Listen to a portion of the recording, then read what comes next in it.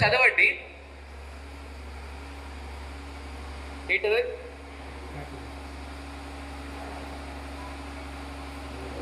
ఒక ఎగ్జాంపుల్ చెప్తా. తీసుకెళ్లి మొదటి రోజు ఒక చిలుకని మందిరంలో పెట్టి, రాజమందిరంలో పెట్టాడు. పొద్దున రాజు స్టార్ట్ అయ్యే లోపు మంచిగా పాట పాడింది. కౌసల్య, సుప్రజ, రామ అని పాట పాడింది. రాజు హ్యాపీగా ఫీల్ అయ్యాడు. రెండో రోజు 10 రూపాయల చిలుకని వేసాడు. ఆ 10 రూపాయల చిలుక పొద్దున రాజు లేవకపోయేసరికి దుర్మార్గుడు దున్నపోతా ఎంత ఇంకా లేవవారా నడిచింది.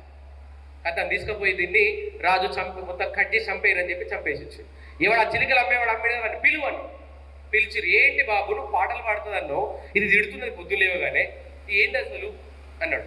అనగానే అప్పుడు చెప్పాడు ఆ చిలుకలు అమ్మేవాడు, సార్ ఒక చిలుకనేమో చిన్నప్పటి నుంచి మంచి వ్యక్తి దగ్గర పెరిగింది, మంచి వాతావరణంలో పెరిగింది, దానికి పాజిటివ్ సపోర్టే, కేరింగ్, అఫెక్షన్ అన్ని రకాలుగా ఉండే వాతావరణంలో పెరిగింది.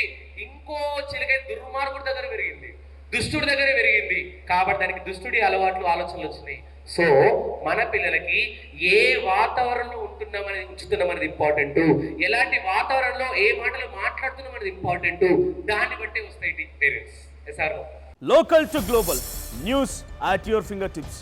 మీ చేతిలో ఒక ఆయుధం. Download Raw TV app. Media legend Ravi Prakash is back.